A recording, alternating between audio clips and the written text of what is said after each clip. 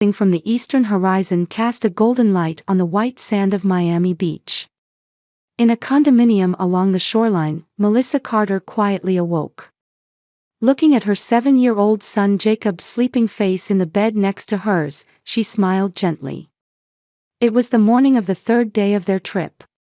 She couldn't have expected that this vacation would be anything but peaceful. "Mom, are you up?"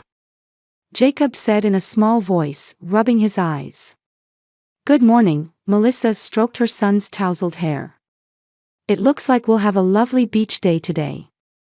The phone rang, and despite the early hour, "Mom" flashed on the screen. Melissa let out a small sigh before answering. "Good morning, Mom." "Melissa, what are your plans for today?" Carol Wilson's voice had its usual hurried tone. "Mom, it's only 7 o'clock. I was planning to have breakfast with Jacob and then meet you at the beach around 10, remember? You're sleeping in that late?" Vanessa and her children have been up for an hour already. Her kids are in the habit of rising early. Melissa closed her eyes and slowly counted to 10. Her life had been a series of conversations like this. Her mother Carol couldn't help but criticize Melissa's parenting choices. "Fine. But let's still meet at 10 as planned." After hanging up, Melissa turned to Jacob. "Are you looking forward to meeting Grandma, Aunt Vanessa, and your cousins at the beach?" Jacob thought for a moment before answering. "Well, I want to play with Ethan and Olivia, but I don't think Grandma likes me." Melissa's heart ached. Her son had picked up on his grandmother's subtle attitude. "That's not true. Grandma is just a little strict," she answered, carefully choosing her words. Jacob's birth wasn't planned. When Melissa was 28, she became pregnant after a brief relationship, and the man disappeared without taking responsibility. Her mother Carol and sister Vanessa strongly opposed Melissa becoming a single mother. Carol called it shameful, and Vanessa said, "You can't handle it." But Melissa didn't change her mind.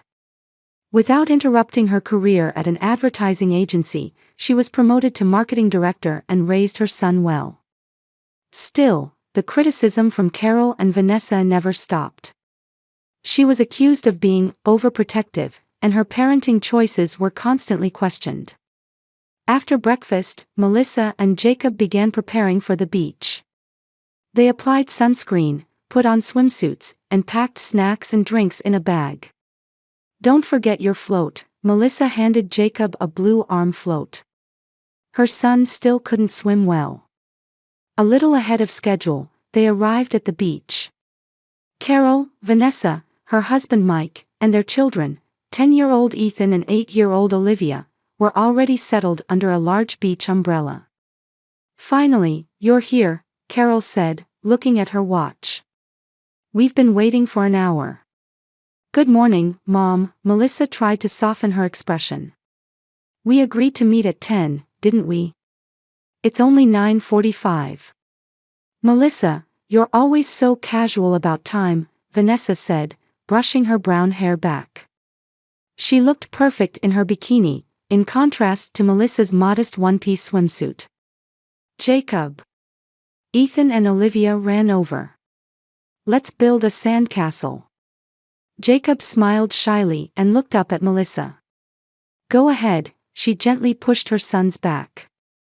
"But be sure to tell me when you want to go in the water."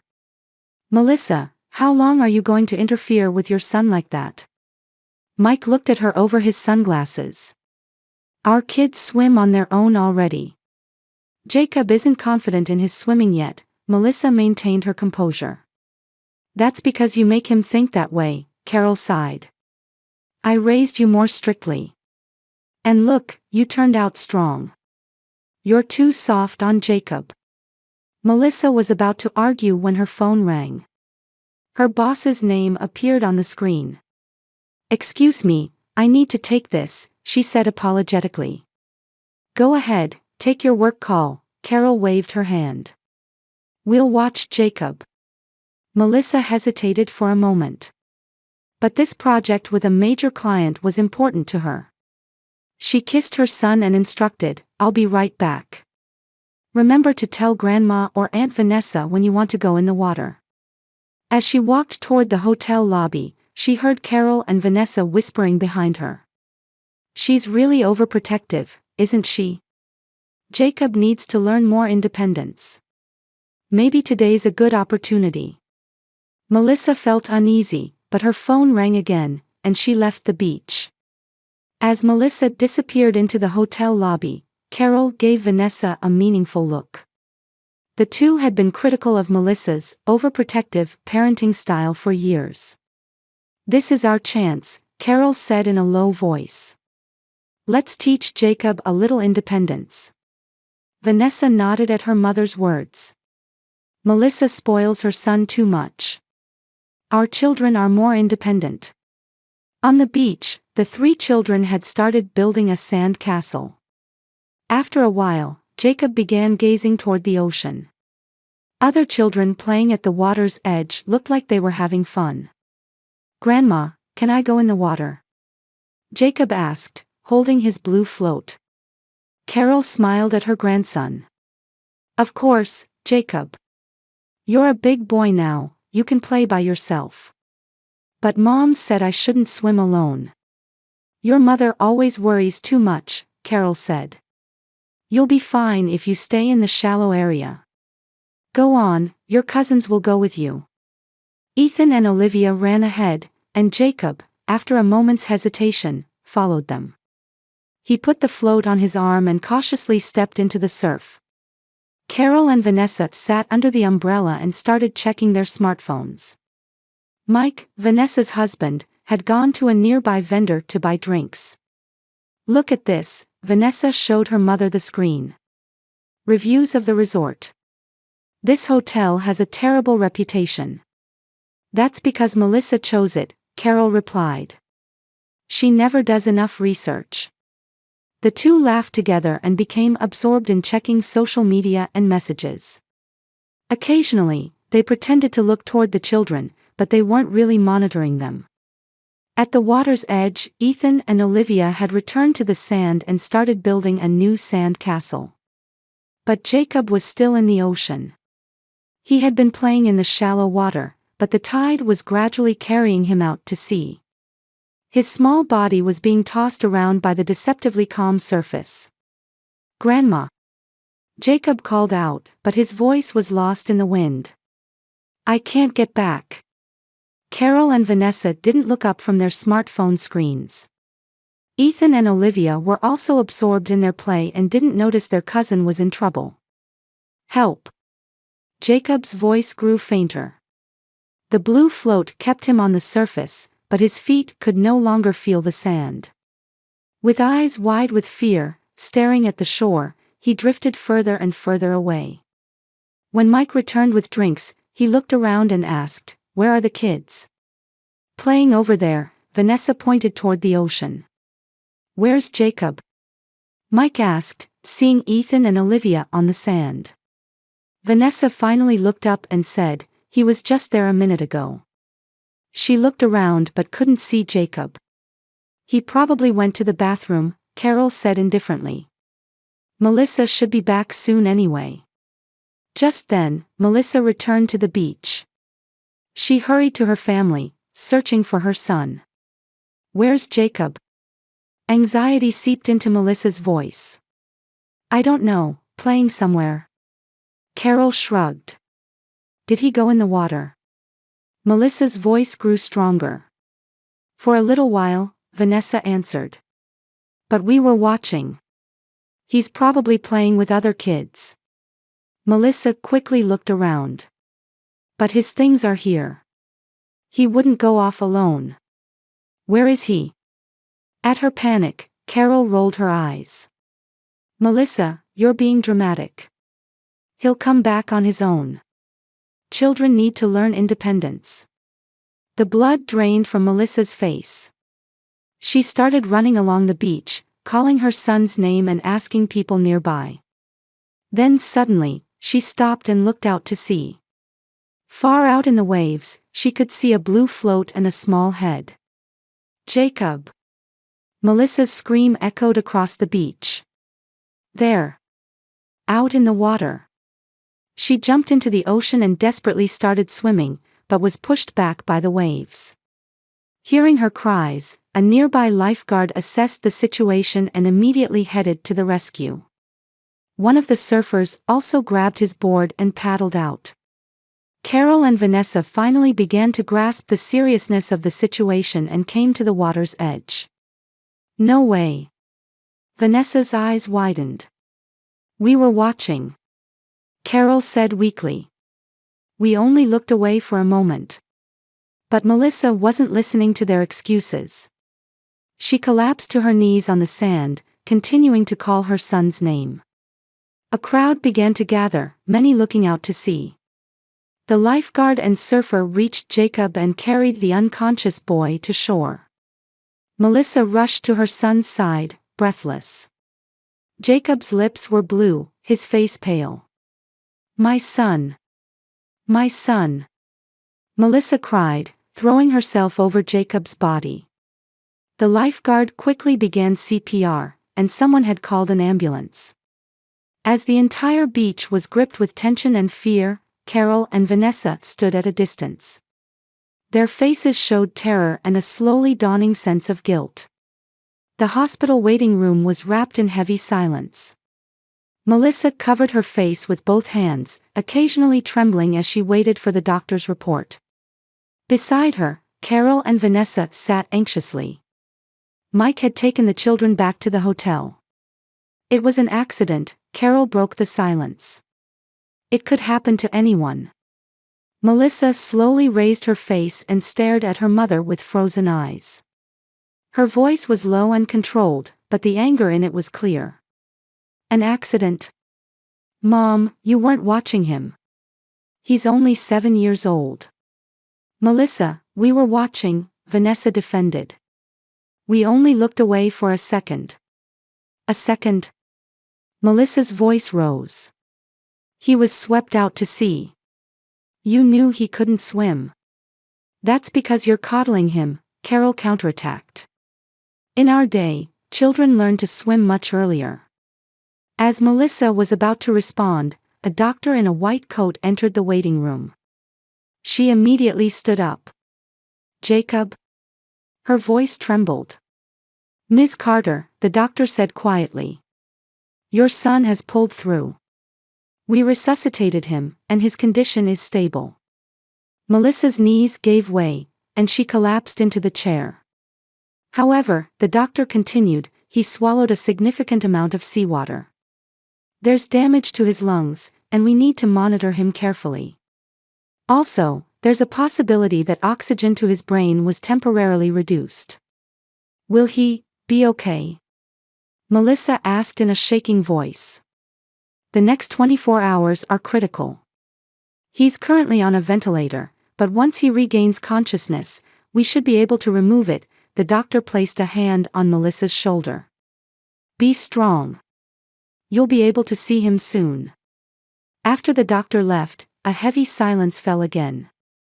Melissa stared at the ceiling, holding back tears. Her heart was a confusing mix of fear and anger. Melissa, Carol said. We had no idea this would happen. No idea. Melissa tried to control her voice but failed. You promised to watch him. He's still a child. It's because you're always overprotective, Vanessa argued. We were just trying to teach him a little independence. Independence? Melissa stood up and confronted the two. He nearly drowned. What if he had died? Would you still say you were teaching him independence? Vanessa's face paled. Don't say it like that. Face reality, Melissa pointed at them with a trembling finger. You were busy with your smartphones and ignored my son. Were you teaching independence while staring at your phones? Carol's expression hardened. Melissa, you always blame us. You're deflecting from your own responsibility. My responsibility? Fire lit in Melissa's eyes. How am I to blame? Because you spoiled him and made him weak, Carol said coolly. Other children are stronger. You chose to take that work call. If you had been there. Melissa's hand rose, and for a moment, she almost slapped her mother. But at the last second, she restrained herself. You're blaming me. Her voice trembled. I trusted you. I trusted my family. That was my mistake. Just then, a woman in white scrubs entered the room. Ms. Carter. I'm Lisa, the hospital's social worker. Melissa took a deep breath and turned. Yes, that's me. May I speak with you for a moment? Lisa smiled kindly at Melissa. Also, I'd like to talk to everyone involved to understand the circumstances of the accident. Carol stiffened. What do you mean? It's standard procedure, Lisa replied calmly. When a child sustains a serious injury, especially when there might be supervision issues involved, we need to clarify the situation. Supervision issues. Vanessa raised her voice. It was an accident. Vanessa, Melissa said in a tired voice. Tell the truth. The social worker interviewed the three women separately. When Melissa finished talking first and headed to the ICU, a nurse guided her to a small private room. There, surrounded by tubes and machines, lay Jacob. His small body looked even smaller in the bed, and his face was pale. Melissa took her son's hand and kissed his forehead. Mommy's here, Jacob. You're safe now. Hours passed, and as night deepened, Jacob's condition gradually improved. Near dawn, he finally opened his eyes. Mom. His voice was faint. Jacob. Melissa shed tears of joy. It's okay, you're safe. The doctor was called and checked Jacob's condition. Very good signs, he said. We can probably remove the ventilator. Once the tube was removed, Jacob began speaking in a hoarse voice. I was scared, Mom. I know, you were so brave, Melissa said. What happened? Can you tell me? Jacob thought for a moment before saying, Grandma said I could go in the water. But the waves were strong. I called for help. But Grandma and Aunt Vanessa were looking at their phones. As his words trailed off, social worker Lisa quietly entered the room. She had heard Jacob's words. Hello, Jacob, she smiled gently. How are you feeling? My throat hurts, he answered. Lisa gave Melissa a look. May I speak with him? You can stay if you like. Lisa gently asked Jacob what had happened. The boy told her honestly. How his grandmother and aunt were checking their phones and didn't notice when he called for help. How he was swept away by the waves and thought he couldn't get back. Everything. Lisa nodded as she took notes. Thank you, Jacob. You're very brave. When she and Melissa stepped into the hallway, 2 police officers were waiting. Ms. Carter, one officer said. We'd like to talk to you about your son's accident. It wasn't an accident, Melissa said firmly. This was negligent supervision. The officer nodded. Actually, we received reports from witnesses at the beach. There are multiple testimonies that your mother and sister were engrossed in their smartphones and not paying attention to the child. Furthermore, the officer took out his mobile phone and played a video. It showed Carol and Vanessa staring at their phones under the umbrella. A child's cry could be heard from a distance, but the two didn't even look up. This video was taken by a tourist nearby, the officer explained. They said they heard your son calling for help. Melissa's hands shook. Seeing the evidence, her anger had turned to deep sadness. We're initiating an investigation for suspected child abuse and neglect, the officer said quietly. We'd appreciate your cooperation. Melissa nodded. Anything. Down the hallway, Carol and Vanessa were surrounded by police officers. Fear was evident on their faces. Melissa stared at them for a moment before returning to her son's room. A week after Jacob was discharged from the hospital, Melissa's Miami apartment was filled with bouquets and cards sent by strangers. The beach incident had been covered by local news and quickly spread on social media. The video had been viewed millions of times and became known nationwide with the title, "Grandmother Engrossed in Smartphone Endangers Grandson."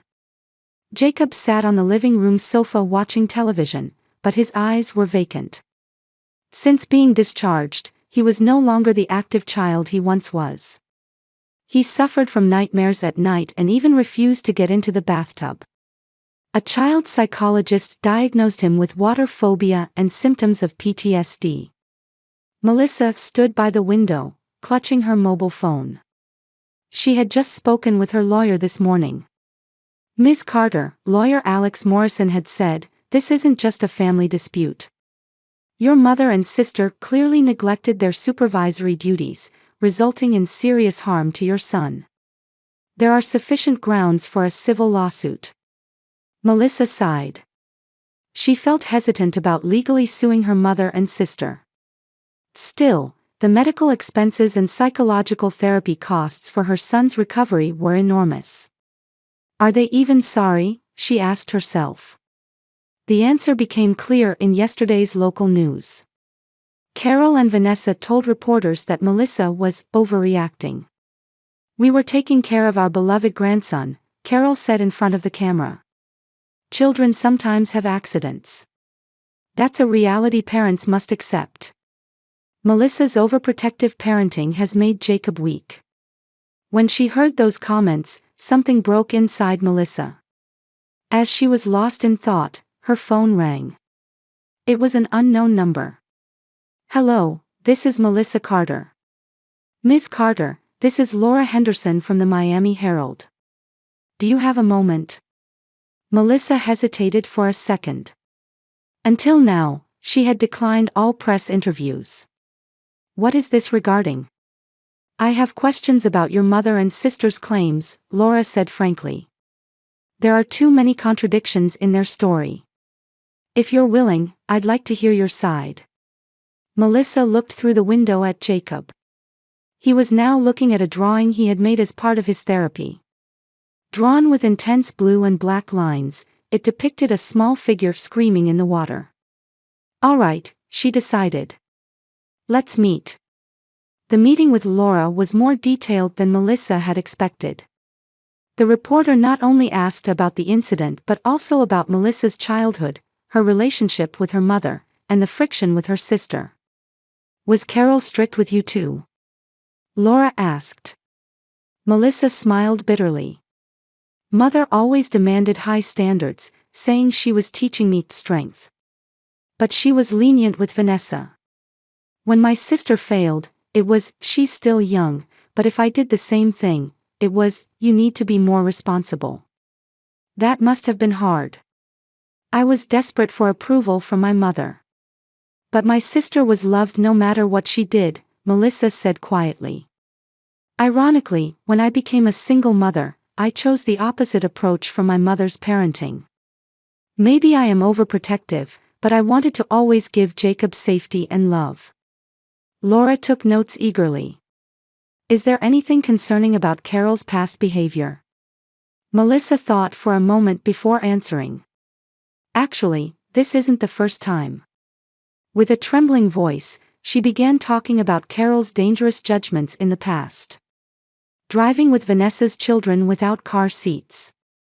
Letting a 5-year-old grandchild cut vegetables with a knife.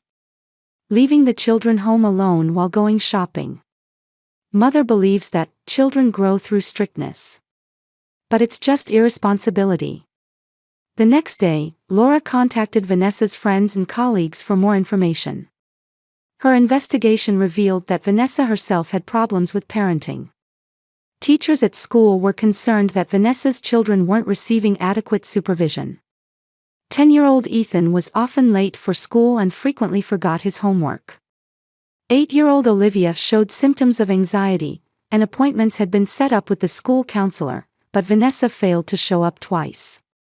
When Laura's article was published in the newspaper, the impact was explosive.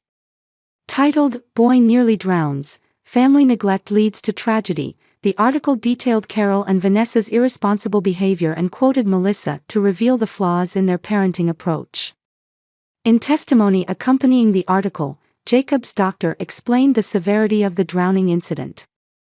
If help had been delayed by just a few more minutes, he could have suffered permanent brain damage. Or in the worst case, he might have lost his life. The community's reaction was immediate. Critical comments flooded Carol and Vanessa's social media accounts. The insurance company where Vanessa worked placed her on indefinite paid leave. Carol's garden club suspended her membership. But the most shocking development came from the police. The afternoon the article was published, 2 officers knocked on Carol's door. They had an arrest warrant for her on suspicion of serious child neglect. Simultaneously, a representative from Child Protective Services visited Vanessa's home and began investigating the welfare of her children. Mike was furious and blamed Vanessa. "Why weren't you watching Jacob? Now our own children are at risk." When Melissa heard this news, she felt mixed emotions. On one hand, she felt relief that her mother and sister were facing the consequences of their actions. But at the same time, she felt sadness at watching her family fall apart. That night, she sat by Jacob's bedside, watching his sleeping face. The boy still held her hand until he fell asleep. "I will do anything to protect my child," she vowed quietly. "Even if it's against my own family." The next morning, Melissa's phone rang. The screen displayed Vanessa. She took a deep breath before answering. "Melissa," Vanessa's voice sounded tearful. "Help me. Mike is talking about divorce. He says he'll seek custody of the children." Melissa listened silently. "What should I do?" Vanessa began crying. "You understand, don't you? How terrifying it is to lose your children." "I do understand," Melissa answered quietly. "That's why I can't forgive you and Mom. But, we're family." "Yes, we're family," Melissa looked out the window. "But being family doesn't give you permission to cause harm. Especially to children." On the other end of the phone, Vanessa fell silent. A year later, on a beach a little way from Miami, Melissa sat on the sand. Next to her, Jacob was practicing swimming in the shallow water with an instructor. He wore a blue rash guard over his swimsuit and followed the instructions with a serious expression. A year after the incident, their lives had changed dramatically. Jacob attended therapy twice a week, gradually confronting his fear of water.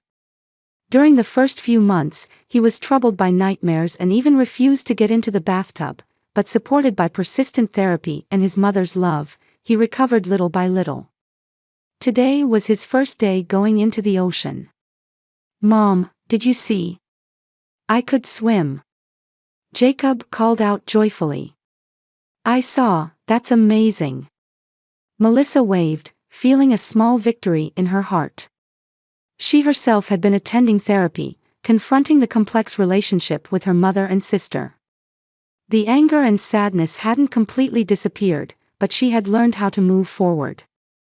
The legal outcomes had also been determined. Carol was found guilty of child endangerment through gross negligence and received a suspended sentence. The judge ordered her to perform 200 hours of community service and participate in a child safety program. Vanessa had divorced Mike and was in the midst of a bitter custody battle for her children.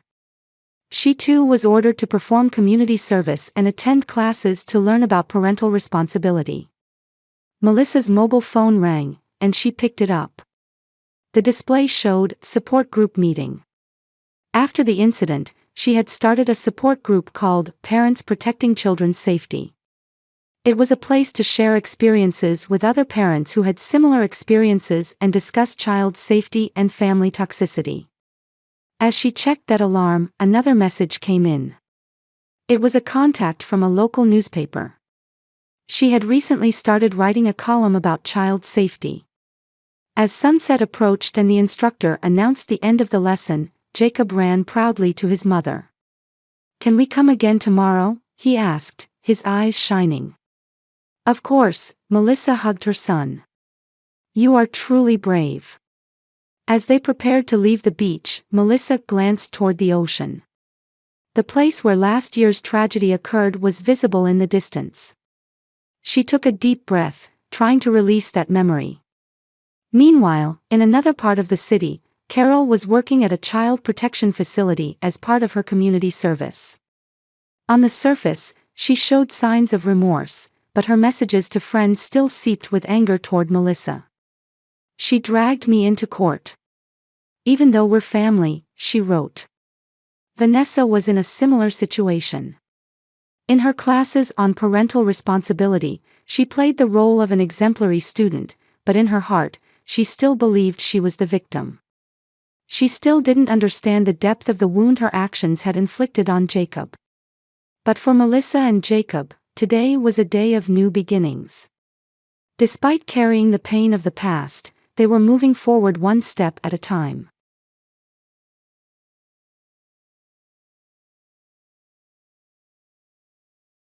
Every morning in Santa Barbara begins